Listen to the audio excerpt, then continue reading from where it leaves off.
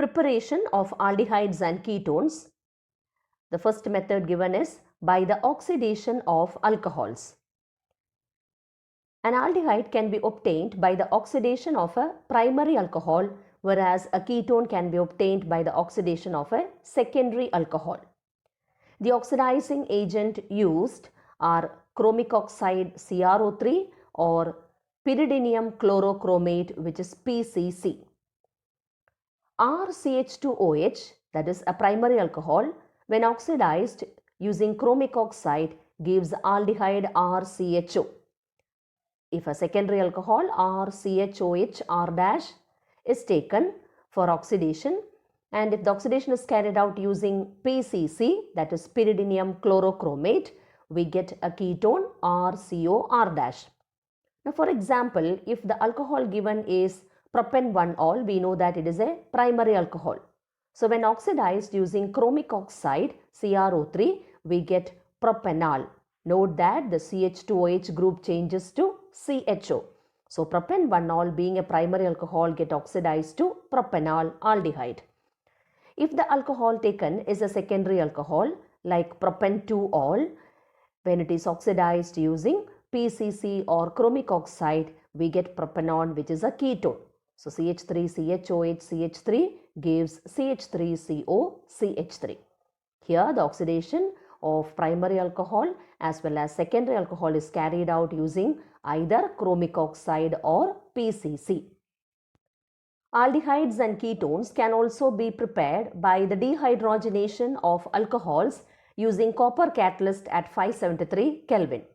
A primary alcohol when treated with copper catalyst at 573 Kelvin gives aldehyde, whereas a secondary alcohol when treated with copper catalyst at 573 Kelvin gives a ketone. For example, ethanol, a primary alcohol when treated with copper catalyst gives ethanol, and a secondary alcohol, that is propan-2-ol, when treated with copper catalyst gives the ketone propanol. Aldehydes and ketones can also be obtained from hydrocarbons. Suppose if the starting compound taken is an alkene, by ozonolysis reaction, aldehyde or a ketone can be prepared. If the alkene taken is ethane, when it reacts with ozone, an ozonide is formed, which on reaction with the zinc and water gives methanol. If the alkene taken is propene, when treated with ozone O3 gives an ozonide, which on reaction with zinc and water gives two different aldehydes, ethanol and methanol. Now if the alkene taken is 2-methyl but-2-ene, when it undergoes ozonolysis, when treated with ozone, it first gives an ozonide, which on reaction with the zinc and water gives propanol and ethanol.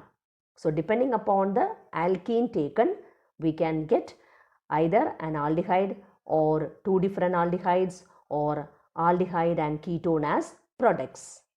Aldehydes and ketones can also be obtained from alkynes by hydration reaction. If the alkyne taken is ethyne, when it is treated with mercuric sulfate and sulfuric acid, we get enol, which then gets converted into ethanol. If the alkyne taken is propyne, when treated with mercuric sulfate and sulfuric acid, addition of water will take place across the carbon-carbon triple bond according to Markovnikov's rule, and enol will be formed, which then gets converted into propanol. So the final product obtained in this case is propanol. Aldehydes can also be obtained from an acid chloride or acyl chloride. An acyl chloride is RCOCl or ARCOCl. Now what is Rosenmund reduction? In this reaction, an acid chloride is treated with hydrogen in the presence of palladium spread over barium sulfate. The acid chloride undergoes reduction, and as a result of which an aldehyde is obtained as product. For example, if the acid chloride taken is benzoyl chloride C6H5COCl, when treated with hydrogen in the presence of palladium spread over barium sulfate, the aldehyde obtained is benzaldehyde. Aldehydes can also be obtained from nitriles, that is RCN, as well as esters RCOOR-. Now, what is meant by Stephan reaction? In Stephan reaction, a nitrile RCN reacts with SnCl2 stannous chloride and HCl to give an imine RCH double bond NH, which on acid hydrolysis gives aldehyde RCHO. Nitriles can also be converted into aldehydes using another reagent which is known as DBAL-H.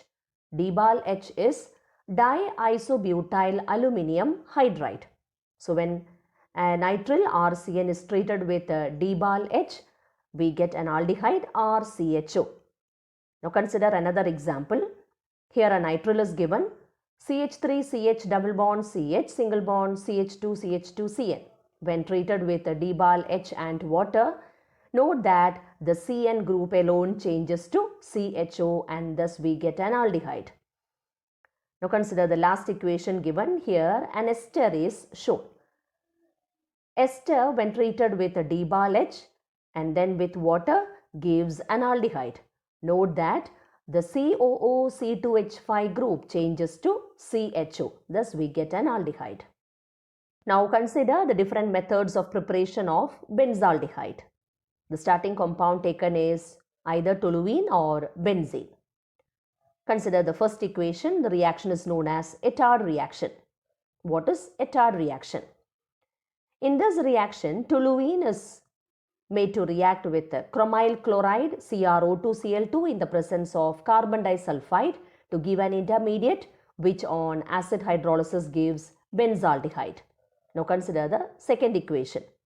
Here toluene is made to react with the chromic oxide and acetic anhydride CH3CO twice O.